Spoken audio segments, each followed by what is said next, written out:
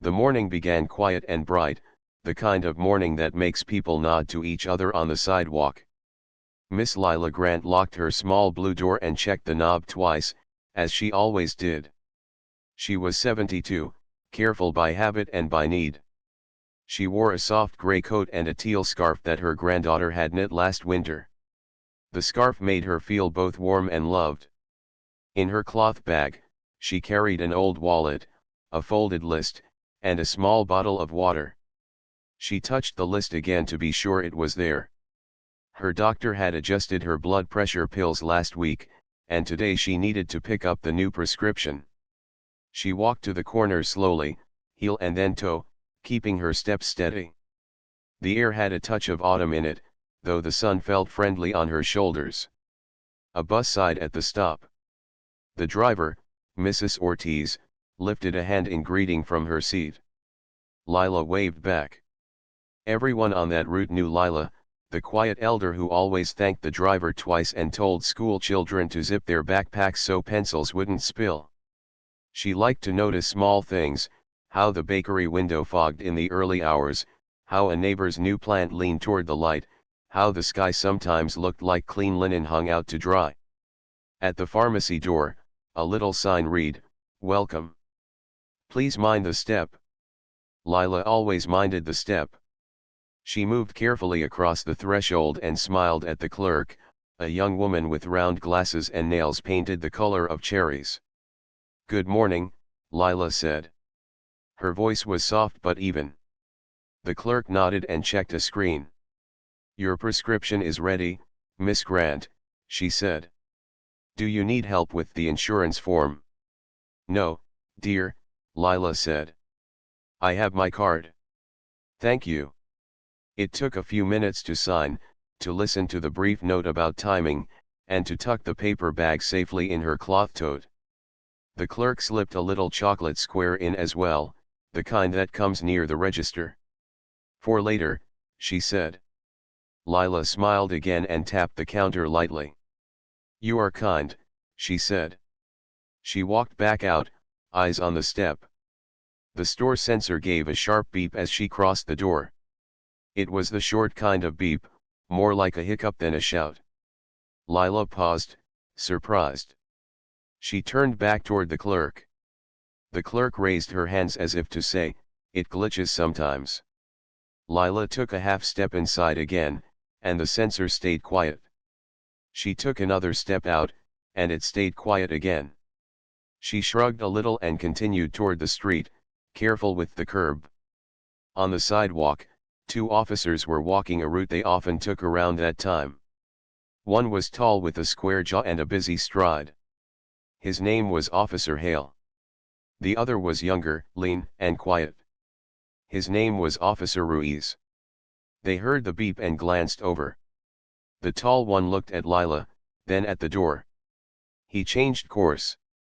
"Ma'am, hold up a second," he called. Lila stopped. She kept her hands on the strap of her bag and turned fully to face them. She had learned long ago that facing people directly helps them feel seen and calm. "Yes," she said. "We just heard the alarm," said Officer Hale. "We need to check your bag." The clerk had stepped to the doorway but did not speak. A line was forming at the register. Lila could see that the young woman seemed unsure, caught between work and the street. Lila nodded slowly. "My prescription is inside the bag," she said. "And a receipt." Her hands trembled a little.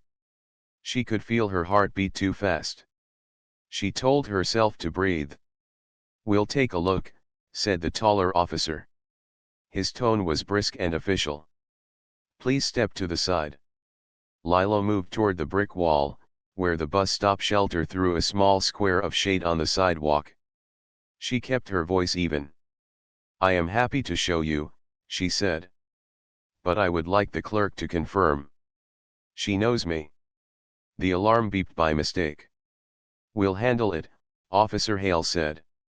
The younger officer, Ruiz, looked at Lila's face.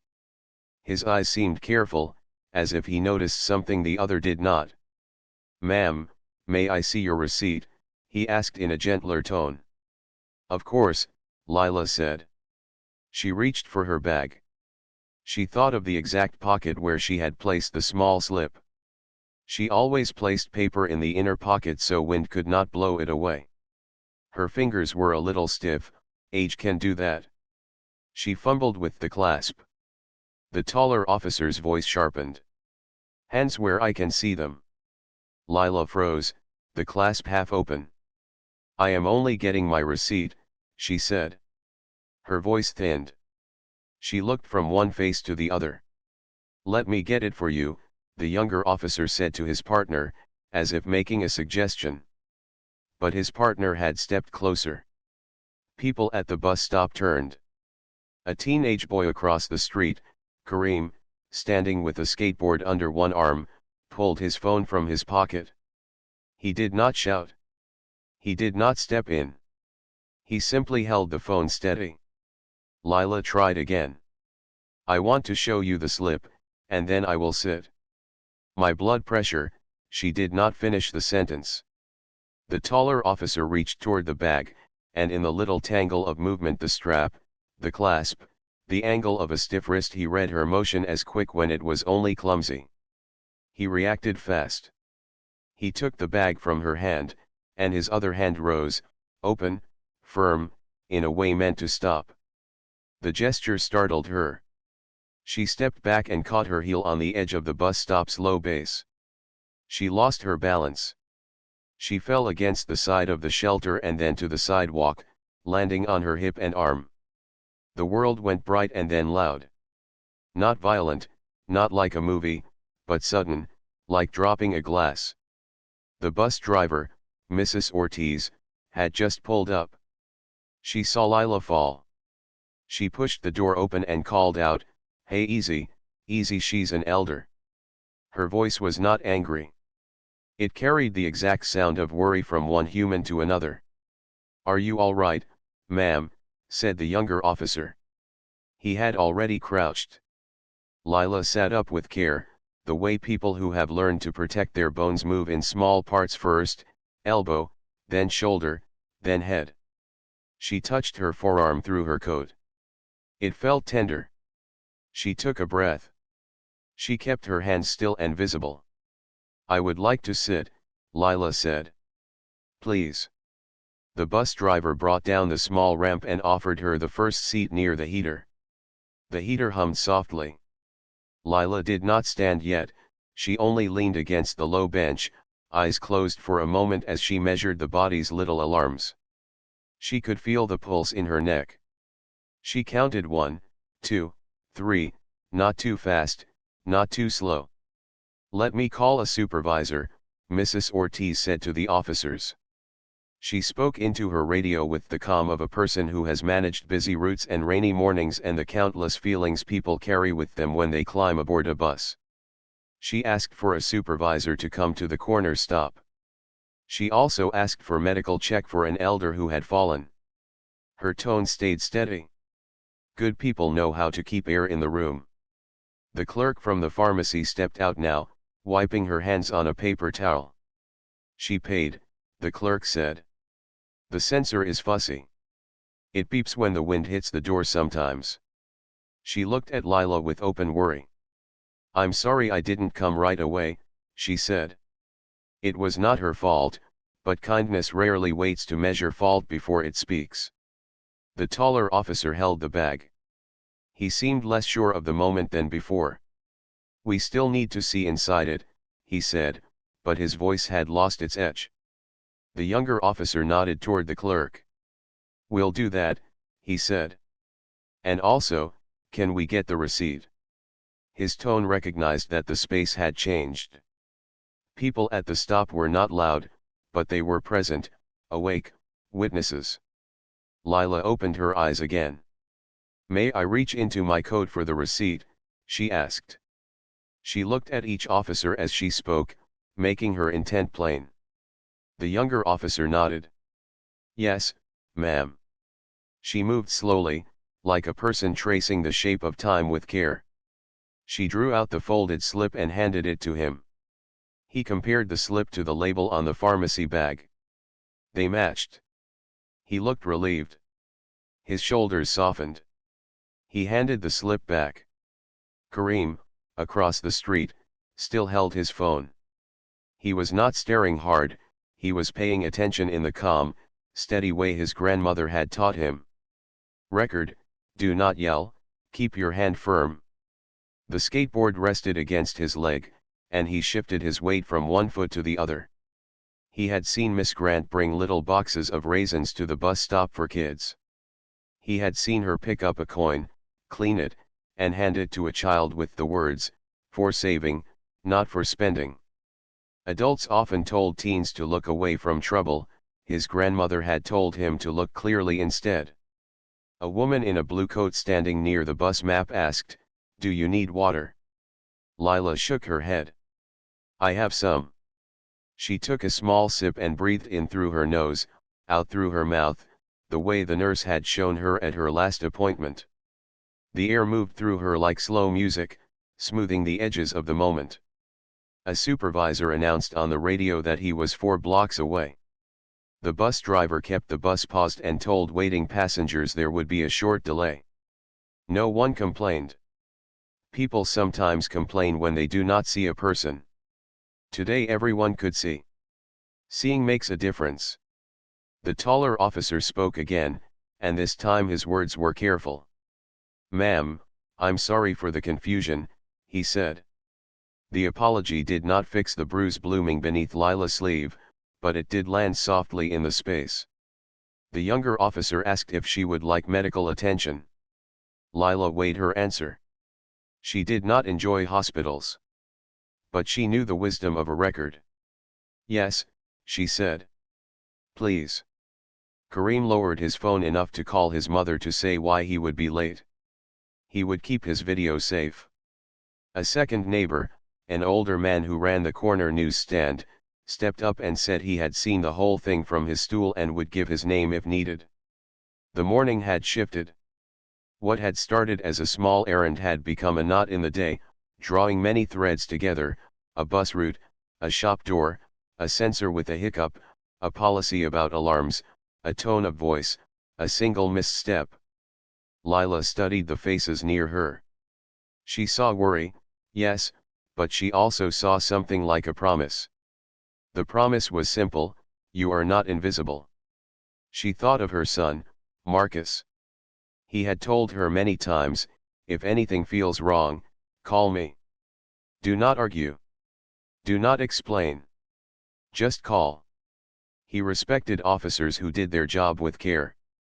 He respected order. He also respected his mother.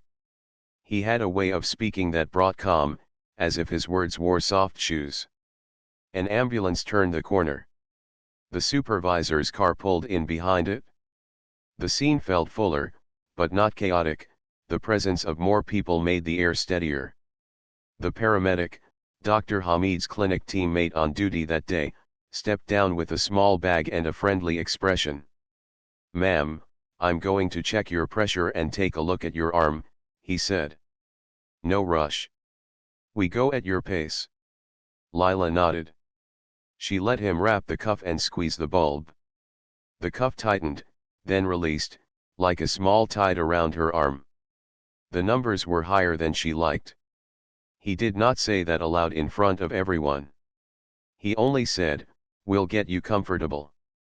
He wrote the numbers on a little card and showed them to her privately. She appreciated that small grace. The supervisor spoke with both officers, with the clerk, with Mrs. Ortiz, and with the man from the newsstand. He did not raise his voice. He collected names.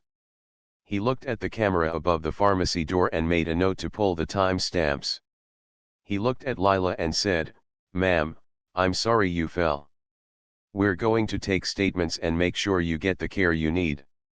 Through it all, Lila listened more than she spoke. She kept her hands calm in her lap, the teal scarf lying across them like a quiet river. She felt the sore place on her arm deepen from tender to aching. She knew the color would bloom later, a slow flower under the skin. She thought about how to keep her own voice steady when she finally did speak. She asked for a small, simple thing. May I make a phone call? She said. Just one. She did not say to whom. She did not need to. She took the phone Mrs. Ortiz offered, because her own phone sometimes pressed the wrong buttons when she was nervous. She dialed a number she could call in the dark with her eyes closed. The line rang once and then again, and she felt herself steady, as if her bones remembered standing tall. Before the answer came, she glanced around at the gathered faces: the clerk with cherry nails, the bus driver with kind eyes, the boy with a skateboard and a steady hand, the officers trying to sort a moment they had not expected. The morning was still the morning. The city was still the city. But something had opened, a clear space where truth could stand and breathe. Marcus, she said when the call connected. Her voice was gentle but sure. It's Mama. I'm all right. I fell, and I need your help. She did not add anything more yet. She did not need to argue or explain. She had taken the first careful step. The next ones would come, one at a time, steady as her heel-to-toe walk down her own block. Marcus answered on the second ring. He knew his mother's voice so well that he could hear the strain under her steady words. He did not rush his reply. I'm here, he said. Breathe with me. In through the nose, out through the mouth. He waited while she matched him, 2 slow breaths, then a third. Good. Tell me where you are. She gave the corner, the pharmacy name, the bus stop marker, and the fact that a supervisor and an ambulance had arrived. Marcus wrote everything on a small card he kept by the sink for grocery notes.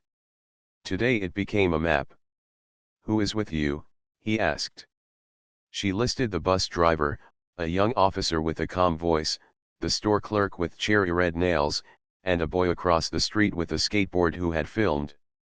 Please pass the phone to the bus driver, Marcus said.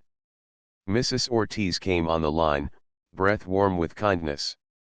Marcus thanked her first. Then he spoke with the habit of care he used with teammates and neighbors alike. Could you stay near her until I arrive? Keep her warm. If her hands tremble, have her rest them on her lap.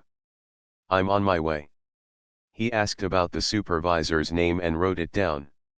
He requested that someone note the time the ambulance arrived and that the paramedic write down her blood pressure numbers. Thank you, he said again, meaning it. He set the phone on speaker and laid it on the table while he pulled on plain clothes, soft blue shirt, clean jeans, dark jacket. No uniform, no extra symbols, nothing that would build a wall where a bridge was needed. He tucked a small notebook and pen into his pocket, grabbed a bottle of water and a protein bar, and slid his wallet and keys into their places by instinct. As he locked his door, he called the clinic. This is Marcus Grant, he told the receptionist. My mother, Miss Lila Grant, has fallen. A paramedic is with her. Please let Dr. Hamid know we may come in after they check her. The car started with a simple hum. He pulled out with the same patience he used in training, slow is smooth, smooth is fast. The road gave him 2 red lights in a row, which he used to make 2 more calls. The first was to Miss Chen, a civil rights attorney he had met at a community meeting years ago. I want to do this correctly, he said. I need a checklist for a situation like this. Miss Chen did not waste time. Photos of any bruising today, tomorrow, and the day after, she said. Save the prescription bag and receipt. Get badge numbers, the incident number, witness names, and contact information. Request body camera footage and store camera footage in writing today, not tomorrow. Stay calm and keep your tone respectful. That helps more than people realize. He thanked her and promised to update her after the clinic. The second call was back to the bus stop. He spoke with the supervisor now. I appreciate you coming, Marcus said. I'm on my way. Please make sure an incident number is created today and that medical attention is documented. His words were not sharp, they were precise. He had learned that clarity calms a room and opens doors that anger keeps shut. He parked 1 block away on purpose so he would not add to the crowd. As he walked, he made his own breath slow and even. When he reached the corner, he first found his mother's eyes before he spoke to anyone else. He knelt to her level so she would not have to look up and strain her neck. "Hi, Mama," he said softly. "I'm here." He checked her hands, not just for injury but for warmth. He tucked the teal scarf more fully over her lap. "Water?" he asked. She nodded, so he opened his bottle and held it for her while she took one careful sip. Only after that did he stand and greet the supervisor. He introduced himself, gave his full name, and shook hands. "I'd like to collect some information," he said. "Badge numbers for the officers who initiated contact with my mother. The incident number. Also, please note that we're requesting medical documentation and copies of all camera footage, including the pharmacy door camera." The supervisor nodded. He had the look of a person who handled crowded scenes for a living and recognized a son doing right by his mother. He gave Marcus a card with a printed number and wrote the incident number in blue pen. He also read out the badge numbers. Marcus repeated each number, then wrote them in his notebook. He said thank you after each item, not as a trick, but as a way to keep the tone steady. He turned to the 2 officers. He kept his shoulders open and his hands visible. He did not raise his voice. "Gentlemen," he said, "my mother is an elder, and she reached for a receipt to show you. She fell and is in pain. We will seek her medical care now. I will also be filing a formal complaint to review the procedures used with an elder in this situation. I'll need your names, badges, and the best way to request your body camera footage." The younger officer, Ruiz, spoke first. He provided his information and said he hoped she felt better soon. The taller officer, Hale, said the sensor had beeped. Marcus nodded once. "The beep happened, yes," he said. "And my mother also paid. That will be clear from the receipt and the store's records." He asked politely to speak with the clerk. The young woman came forward.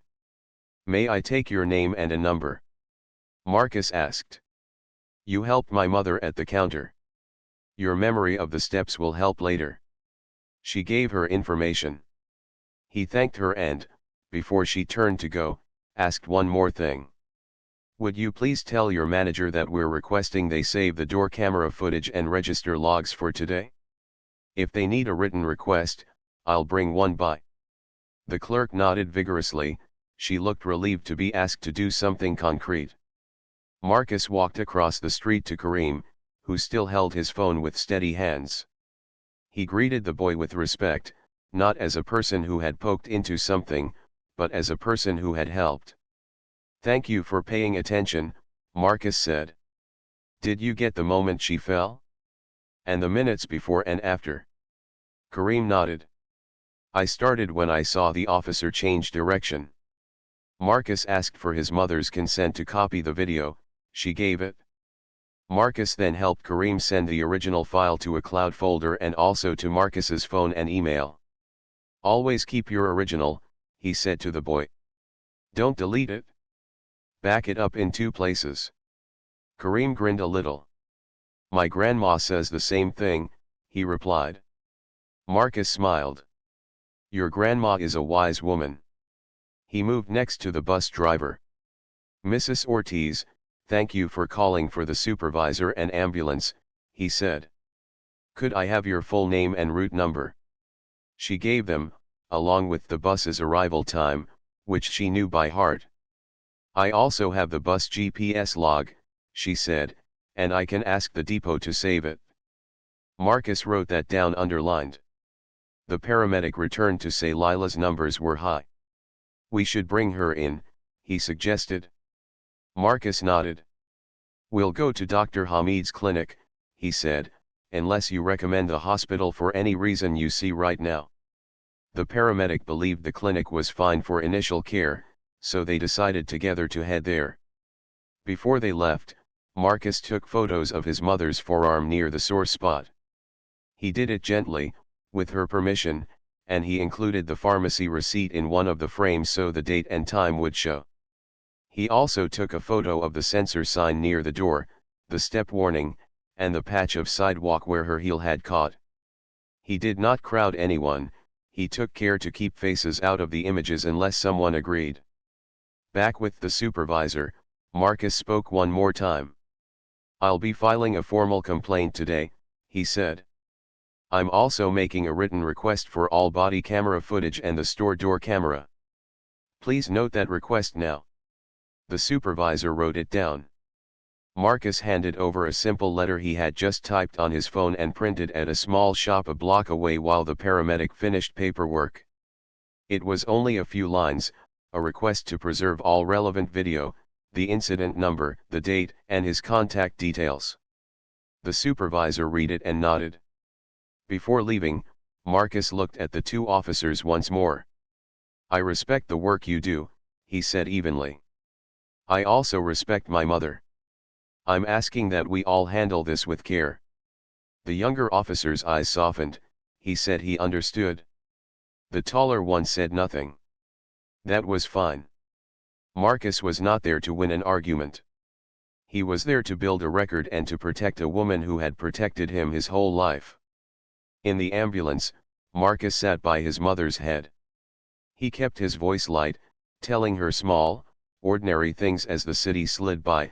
The bakery had put out apple turnovers early, the tree by the corner school had turned that exact golden color she loved, the newspaper man had promised to bring a crossword with extra large print. He did this not to avoid the truth but to remind her that the world still held steady points, even when a morning bent sideways.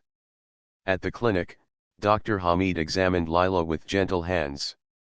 He documented the bruising, checked her blood pressure again, and listened to her describe the fall in her own words. Marcus stepped back during this part. He wanted her voice to be the record. He added only key details when she paused, and he always asked first, "May I add something?" The doctor took photographs for the file and gave Lila clear instructions for rest and follow-up. He printed the visit notes before they left, and he placed copies in an envelope with the clinic stamp. Marcus thanked him and paid attention to every instruction. In the waiting area, Marcus opened his notebook and made a checklist. He wrote down what was done, witness names, photos, incident number, initial medical record, preservation letters delivered.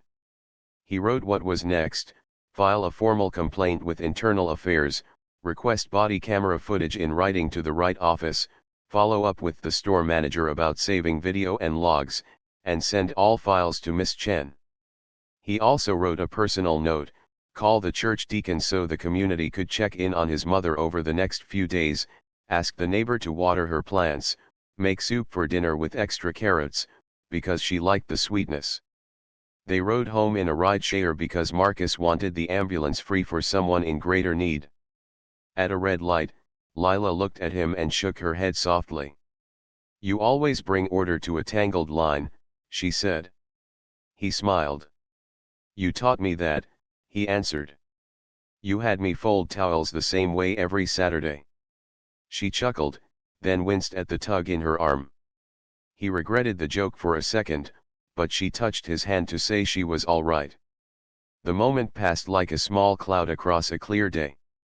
Back at her apartment, Marcus helped her remove her coat, poured her a glass of water, and set her medication by the clock. He placed the pharmacy bag and the receipt in a clean envelope marked with the date and time. He used a sticky note to label the photos on his phone so they would be easy to find later. He sent the entire set: photos, witness list, incident number, and his letter to Miss Chen with a short message, all taken within 2 hours of the event, clinic notes attached. He also texted the bus driver a simple thank you and a promise to update her when his mother felt stronger. Only then did he sit. He took his mother's hand and let the quiet fill the room. The sun had shifted to the side of the building, and the blue door she always checked twice shone softly in the hallway light. Marcus looked at her face, at the steady lines made by years of kindness and hard work. "We'll do this the right way," he said finally, the promise they had used like a family prayer. And the right way will be strong. Lila nodded once. Strength, she knew, could be loud, it could also be quiet. Today it would be quiet and exact. They would move through each step with clean hands and clear words. Outside, the city went on, buses sighed, bakery windows fogged, and people nodded to each other on sidewalks. Inside, a mother rested, a son kept watch, and Truth began to gather its papers. The next morning began with a list. Marcus made it at his mother's kitchen table, the same table where she had taught him to write his name and count coins for the church bake sale. He wrote in neat lines: internal affairs complaint, body cam request, store camera request, clinic follow-up, witness statements, community check-ins. Beside each line, he drew a small square to tick when finished. He liked the way a square could turn into a promise kept. Lila sat across from him in a soft sweater. The bruise along her forearm had deepened in color, like a slow sunset beneath the skin. She pressed a warm cloth against it, as the doctor suggested, and kept her arm on a pillow. She felt tired but steady. There was tea on the table, 2 cups, steam rising like the start of a song. Eat something, she told Marcus, because habit is comfort. He broke a piece of toast and smiled. Yes, ma'am. Before they left, Marcus took photos again, just as Miss Chen had advised, same angle, same light near the window, a ruler beside the tender area so size could be measured later. We are patient, he said. We build the truth like a bridge, one plank at a time. Lila nodded. A steady bridge, she said. They liked talking in pictures, it made hard things feel like they could be crossed. Their first stop was the Internal Affairs office. It was not a grand place, only a small floor with chairs lined against a wall and a desk where a clerk greeted them. Marcus introduced himself and his mother, explained the purpose of their visit, and placed a folder on the counter. Inside were copies, the incident number, witness names, the clinic notes, the time-stamped photos, and his written account of what happened. He did not rush. He did not raise his voice. He answered questions simply, and when the clerk asked for details, he gave them like a careful teacher. She exited the pharmacy at 9:12 a.m., the sensor made a brief sound, officers approached at approximately 9:13, she attempted to provide a receipt, she fell at the bus stop edge. An investigator came out to speak with them. Her name was Miss Alvarez. She wore a navy blazer and carried a notebook. She asked Lila to tell the story in her own words. Lila did. She did not add flair, she did not leave out the small things. She spoke softly but clearly, like a person reading a recipe she knew by heart. When she finished, Miss Alvarez thanked her and said the office would open an administrative review. She gave them a case number and explained the next steps, interviews with involved officers, collection of video, and a timeline for updates. We know these processes can feel slow, she said. I will keep you informed. Marcus wrote down her direct line. Thank you for your time, he said, and he meant it. Their next stop was the precinct's records window to file a written request for body camera footage. The form had little boxes and lines like his morning list. Marcus filled each line, date, time, location, incident number, names of the officers, and a note requesting all footage from before, during, and after the moment of contact. He asked for confirmation that the request had been received and preserved in the system. The clerk stamped the top in red. The sound of the stamp firm, final felt like another plank laid into their bridge. Back on the sidewalk, the day had the kind of light that makes everything look more honest. Lila held Marcus's arm, not because she could not walk, but because standing next to someone you love can make any distance seem shorter. They went to the pharmacy and asked for the manager. He came from the back room with a friendly, careful face. Marcus explained that they needed the door camera recording and the register logs from the previous morning. The manager had already heard about the fall. He nodded right away. "We store our video on a secure server for 2 weeks," he said. "I can save a copy to a drive for you and for the investigator if you leave me the case number." Marcus provided it. "Thank you," he said. "Please include the minutes on both sides of the event." The manager agreed. He also made a note to have the sensor company check the door device, which had been fussy in cold weather. "We'll add this to our maintenance log," he promised. Lila thanked him for the chocolate square from the day before. The manager smiled. "Anytime," he said. "And please let us know how you're feeling." They stopped by the bus depot, too. Mrs. Ortiz had called ahead. A supervisor printed a copy of the bus's GPS timestamp for the stop and wrote a short memo stating the bus had paused due to a medical check for a rider on the sidewalk. Marcus added the memo to his folder, each page sitting straight, like soldiers at a ceremony. He also noted the names of 2 passengers who had given their numbers to Mrs. Ortiz after hearing what had happened. "People care," Lila said softly as she looked at the neat lines of names. "Yes," Marcus answered. "They do." At home again, they took a short rest. Lila closed her eyes while sunlight made a gentle square on the carpet. Marcus used the quiet to send a full packet of documents to Miss Chen, scans of the forms, photos, the bus memo, and a note about the pharmacy manager's promise. He titled the email plainly, "Grant case initial evidence within 24 hours. Miss Chen replied quickly with a short line, "Excellent. Keep going steady." In the afternoon, Kareem and his grandmother stopped by to see Lila. They brought a small plant in a cheerful pot and a card that said "Thinking of you" with a sketch of a bird. Kareem showed Marcus the original video file on his phone again. They watched it carefully. It was short, but it captured enough: the approach, the tension, the fall, the bus driver's calm voice. Marcus helped them back up the clip to a second place and wrote down a statement from each of them, what they saw, where they were standing, what time they arrived. He kept their words simple and exact. He did not put words in their mouths.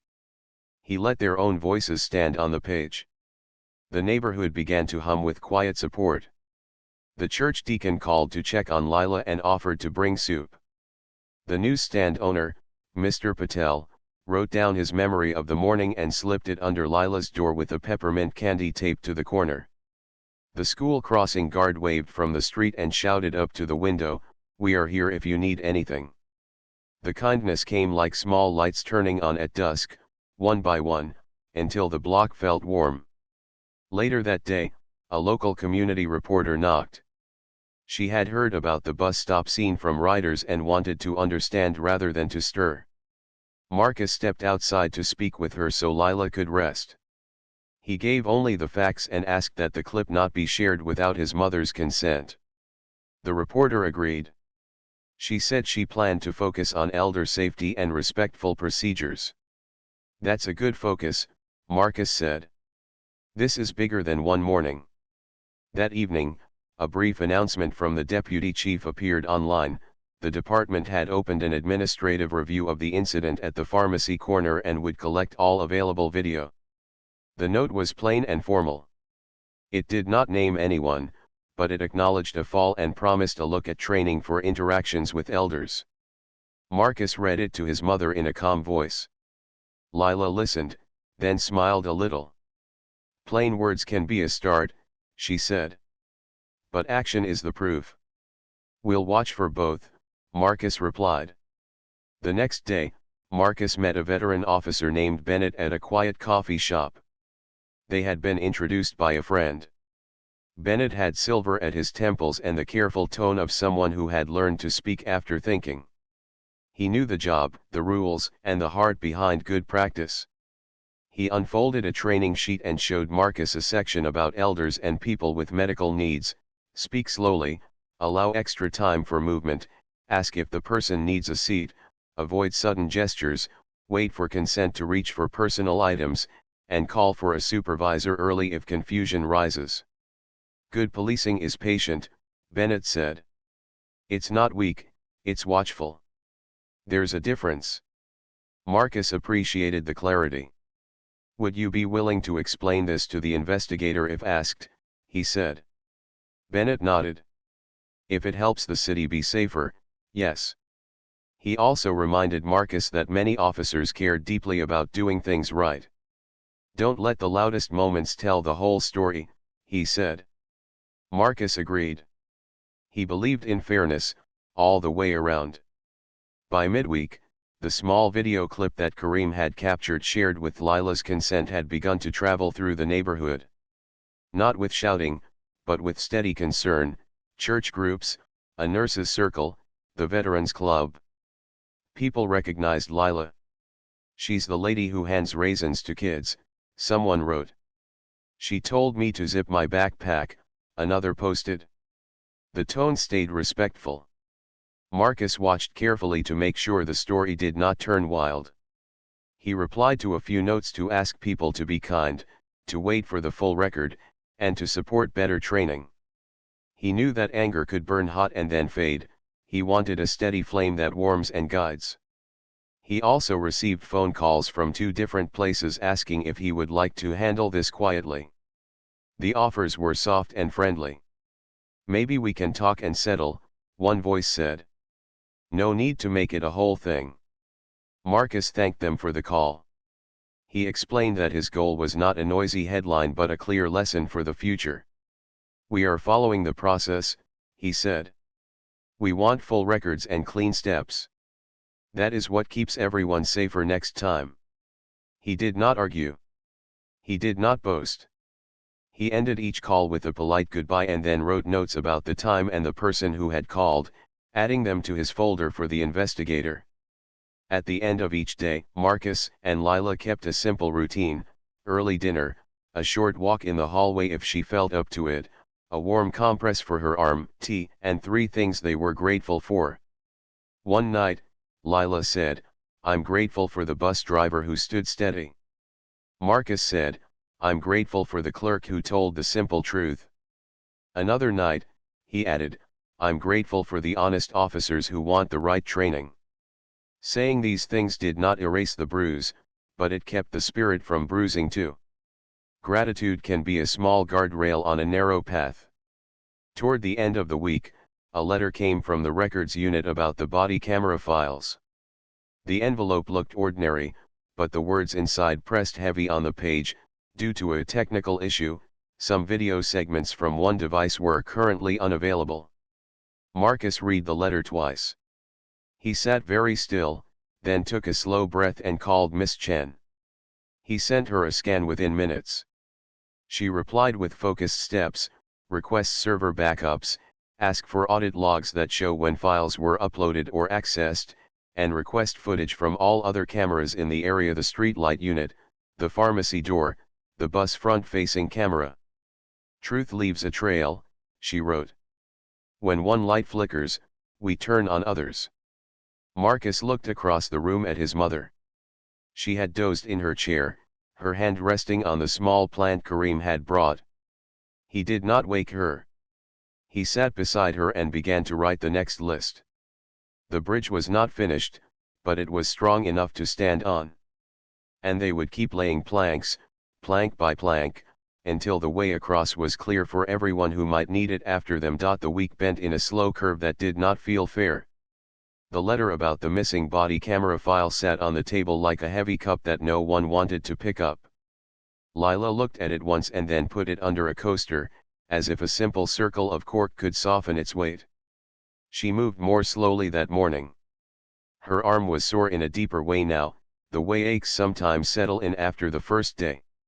She still wrapped the warm cloth around it, still took her pills, still folded the tea towel in neat thirds, because order helped her feel like herself. But tiredness had a new edge. She kept her smile, yet it took more work to lift it onto her face. Marcus noticed. He made oatmeal with blueberries and put the bowl in her hands so the warmth would travel to her fingers. "We keep moving in clean steps," he said. She nodded, but her eyes looked toward the window, where the plant from Kareem sat on the sill. A bird landed on the fire escape and tilted its head as if listening. "Some days," she said softly, "a person wants to be quiet." He understood. He did not push more words into the room. He sat with her and watched the bird hop to the left and then to the right. Quiet can be company. By lunchtime, a new layer of trouble began. A short statement from the officers' union appeared online. It did not name Lila. It did not call her untrue. It used careful words that, together, made a fog. It said that officers had followed training during an interaction in which a subject did not immediately comply, and that they await full review. A radio host picked it up and added spice. A commenter wrote that the elder must have done something to trigger the censor. Another wrote, "Things go viral, truth comes later." Lila read just 2 lines and then closed the screen. "I don't want those words in my home," she said. Marcus put the tablet in a drawer and came back to her chair. He did not tell her to be strong. She was strong. He only said, "We'll answer with facts." The facts, however, take time, and time can feel like a hill. Marcus felt the tug toward anger. Behind his ribs, a tightness pressed for action, fast action, loud action. He pictured himself marching into the precinct and demanding answers until someone handed him a server in a box. He stood in the kitchen and gripped the back of a chair, then let go. He washed his hands and dried them. He had learned long ago that holding control was its own kind of power. He chose it again now. Then he called Miss Chen. They met that afternoon at a small office with plants and a wall calendar full of neat squares. Miss Chen listened, pen still, as Marcus explained the union statement and the talk on the radio. She did not roll her eyes or sigh. "We will take the next exact step," she said. She listed them in a calm voice: file a motion to preserve and produce all backups from the precinct server, ask for the audit trail that shows when each officer's camera uploaded files and who accessed them, request the maintenance logs for the door sensor from the pharmacy's vendor, collect the dispatcher's recordings and the timestamps from the 911 system, obtain the bus front camera feed that points toward the stop. "Truth leaves a trail," she said, repeating the line she had written before. "We'll walk the trail like careful hikers, and we won't get lost." Marcus took the list and broke it into tasks. He called the court clerk to learn the process for an urgent motion. He drafted a simple, respectful letter to the union, asking for a meeting to discuss training on elder interactions. He did not accuse. He asked for partnership. He called the pharmacy manager to confirm that the vendor had been contacted. The manager said yes, a technician had been scheduled. Marcus asked that the technician's notes be saved and that photos be taken of the device. He phoned the bus depot about the forward-facing camera. The supervisor said he would check the retention policy and get back to him by end of day. Marcus set a reminder on his phone to follow up if no call came. Clean steps, one after another. Around 3 o'clock, the doorbell rang. It was Deacon Ruth from the church, 2 nurses from the clinic, and 3 elders from the building. They came not with signs, but with candles in clear cups and a small idea. "A quiet walk tonight," the deacon said, "from the bus stop to the church, to honor our elders and to ask for patience and wisdom in training. No speeches. No shouting. Just light." Lila looked at the candles and then at their faces. She touched her scarf and nodded. "I will be there," she said. The plan moved through the neighborhood like a gentle chord, and by sunset, 24 people gathered at the corner where the step sign warned, "Please mind the step." They lit the candles one by one, sharing flame the way people share courage. Mrs. Ortiz stood near the bus, which had paused again at the stop. She lifted her candle and kept the bus door open so anyone who needed to sit could sit. Kareem walked beside his grandmother, phone in his pocket, hands steady on the cup. The clerk from the pharmacy came out with a basket of tea bags and handed them to the deacon for later. Marcus walked beside his mother, a half step behind, as if to catch any wind that might trouble her flame. They moved in silence. A teenager, seeing them pass, took out his earbuds and lowered his hood. A man at a window leaned his chin on his hand. A woman with a stroller stopped and stood still until they passed. The city felt hushed in a new way, not afraid, just attentive. At the church steps, the deacon said a short prayer for gentleness and clear sight. She asked for wisdom for officers, patience for citizens, and courage for anyone who saw something wrong to tell the truth kindly and quickly. Then they blew out the candles and went home without a chant, without a banner, with only the soft smell of warm wax on their hands. Lila slept better that night. Morning brought new tasks and a small stir of hope.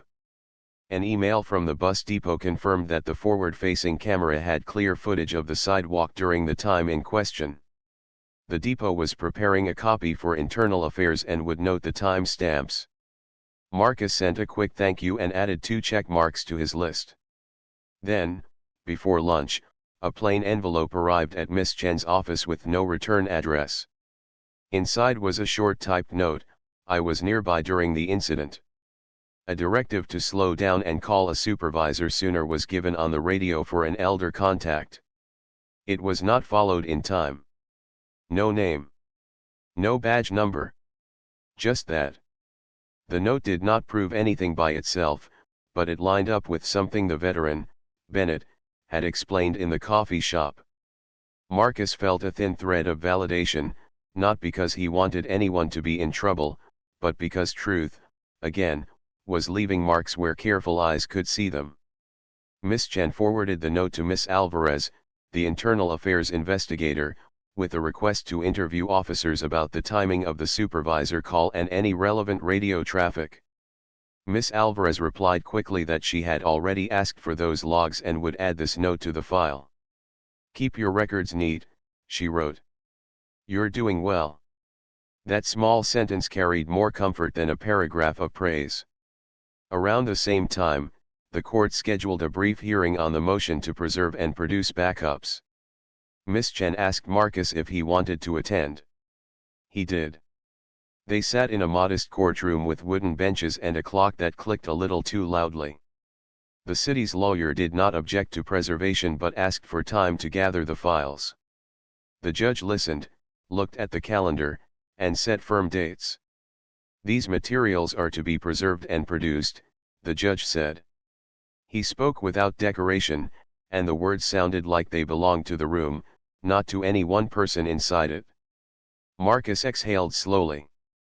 Deadlines are a form of mercy, they keep games from going on forever. Good news mixed with more fog. A talk show tried to turn the story into a sport, inviting people to choose sides. Marcus did not go on the show. He did not argue on social media. He posted one simple note: "We are following the process. Please support elder respect training and calm steps for all."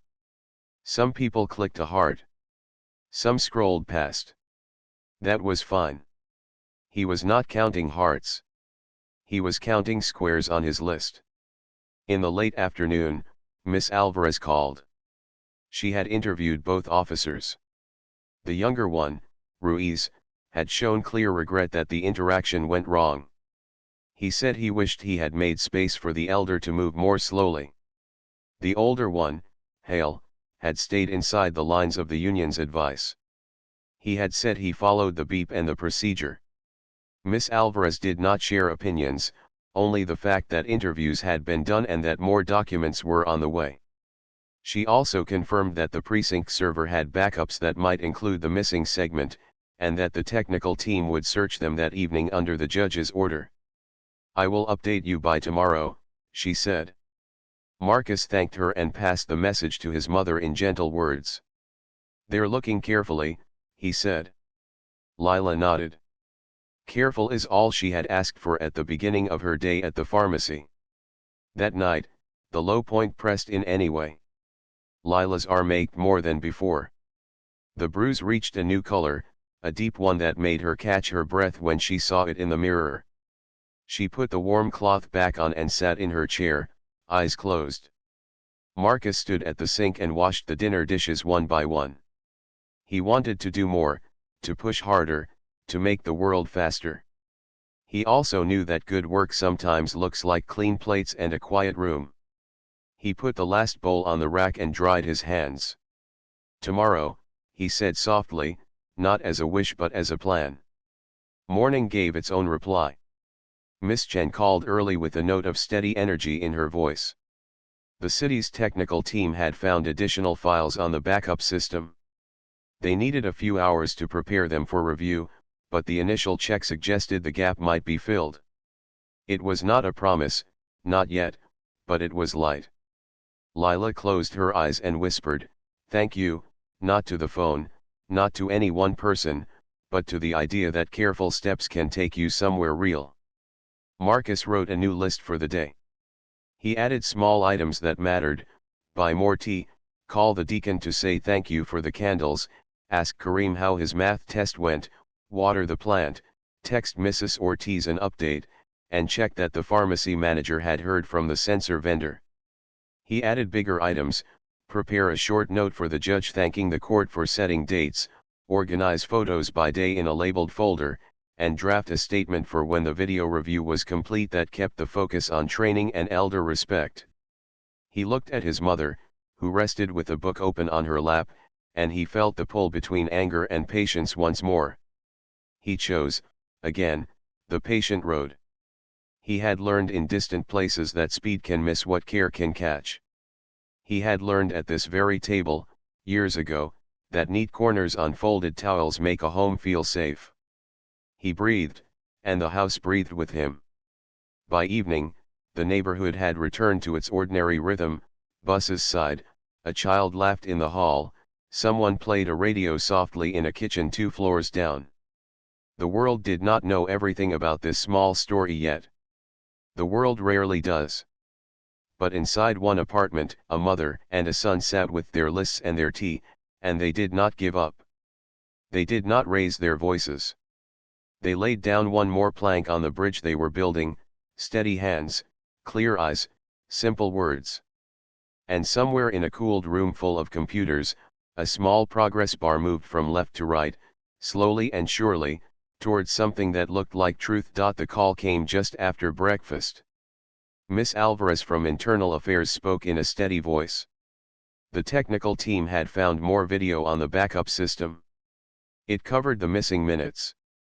She invited Lila, Marcus, and Miss Chen to review it that morning in a quiet room at headquarters. Lila set down her cup of tea. Her hand shook only a little. "Thank you," she said. "We will come." They arrived early. The review room was simple: a long table, a screen on the wall, a clock that ticked softly. Miss Alvarez greeted them with the same calm care she had shown from the beginning. A technician sat near a small tower of drives, ready to start and stop the footage when asked. No crowd. No noise. Just people, a table, and the wish to see clearly. The first clip came from a street light camera. It showed the pharmacy door, the bus stop, and the small patch of sidewalk where the curb lip rose. They watched Lila step from the store, pause at the sensor beep, and turn to show her receipt. They watched the 2 officers cross toward her. The video had no sound, but it had timing. Every second was written on the bottom of the screen in white numbers. Time is a kind of witness. The second clip came from the bus's forward-facing camera. It showed the same corner from a slightly different angle. The bus pulled up, the door opened, and Mrs. Ortiz leaned toward the street when she saw Lila fall. The camera caught her quick, steady gesture with one hand as she called out, "Easy." Even without audio, the kindness showed in the shape of her fingers. Then the technician played the new body camera segment from the backup. It had audio. They heard footsteps, radio static, and the low murmur of the street. They heard the brief sensor beep in the distance, the approach, a quick command to hold up, and then Lila's gentle voice, "I have my receipt." They heard a radio voice in the background say, "If elder contact, slow, call supervisor." They heard it again, more clearly this time, because someone repeated it. The minutes were not long, but they were full. They showed that Lila moved slowly, that she asked before reaching into her coat, and that she fell when she lost her balance on the edge of the bus stop base. They also showed a missed pause, a hard tone where a soft one would have helped, and a step that came too fast. No one spoke for a moment when the screen went dark. Lila kept her hands folded in her lap. Marcus looked at the table, not at anyone's face. He breathed in, then out, making his breath quiet on purpose. Miss Chen nodded once, as if a small piece of a puzzle had slid into place. Miss Alvarez thanked them for watching. "We will complete our review," she said. "There will be recommendations and actions. You will receive notice before the end of the week." On the sidewalk outside, the air felt wider. Marcus did not feel triumph. He felt a kind of relief that was almost a sadness. He did not want anyone to be hurt, not his mother, not the younger officer who had looked sorry, not even the older officer who had made a fast, wrong call. He wanted safety to grow from this. He rested his palm on the small of his mother's back, just for a second. She looked up and gave him a quiet smile. "One step at a time," she said. 2 days later, letters arrived. The first letter from the department summarized the findings. The video showed unnecessary force for an elder with no clear threat and missteps in the protocol for elder contacts. Officer Hale was suspended pending charges. Officer Ruiz was cited for failing to intervene and was placed on leave with required retraining. The department apologized to Lila and would publicly share a plan to improve training for interactions with elders and people with medical needs. The letter was formal, but the words were steady. Lila read it once and then folded it carefully. She put it in the folder on the table, with space around it as if respect could be made visible in the way a page is held. The second letter came from the city attorney. It offered a settlement for the harm and the fear caused, along with a formal apology signed by the mayor and the police chief. It also offered to fund a pilot program for elder respect training designed with community partners. Miss Chen read the letter and explained each part in simple language. "You are free to accept, negotiate, or decline," she said. Lila listened. "I do not want a loud fight," Lila said. "I want a quiet change that lasts." They discussed the terms, added 2 lines, one for a scholarship in the neighborhood for nursing and community policing students, and one to require annual public reporting on the training, and answered with a clear, polite letter. The city agreed. A week later, the deputy chief held a small meeting at the community center. No stage. Just chairs in a circle. He brought the training captain, 2 veteran officers, the bus depot supervisor, the pharmacy manager, and 3 nurses from Dr. Hamid's clinic. Marcus and Miss Chen attended. Lila came too, in her teal scarf. On a whiteboard, the captain wrote 5 simple points: speak slowly. Allow time for movement. Ask about health needs. Ask before reaching. Call a supervisor early if confusion rises. He added 2 more, suggested by the bus depot and the clinic: partner with bus drivers and local shops for calm spaces, heater seat, chair, water. Train on common medical cues, shaking hands, slow speech, stiff fingers, dizziness. Officer Bennett stood and said, "Good policing is patient. Watchful. It is not weakness." He looked around the circle, not for applause, but to be sure people heard. The pharmacy manager promised to fix the sensor and to post a small sign for staff: if the sensor beeps, step outside and assist. The bus depot offered to remind drivers they could pause for elder safety checks and to save video promptly upon request. The clinic handed out a 1-page chart on blood pressure signs and safe language for tense moments. The training captain said he would bring community members into the academy to talk with new recruits. Lila said only a few words. "Thank you for seeing elders," she said. "We are not fast, but we are not a problem. We are people." The settlement became public the next morning in a short note from the city: apology, training plan, scholarship fund, and a review of body camera backup procedures. There were a few loud comments online, as there always are, but most notes were simple: good, this helps, respect our elders. The church posted a photo of the quiet candle walk, not faces, just hands holding small lights in clear cups. A month later, the scholarship launched at the neighborhood library. They called it the Warm Seat Fund, named for the first seat near the heater on Mrs. Ortiz's bus.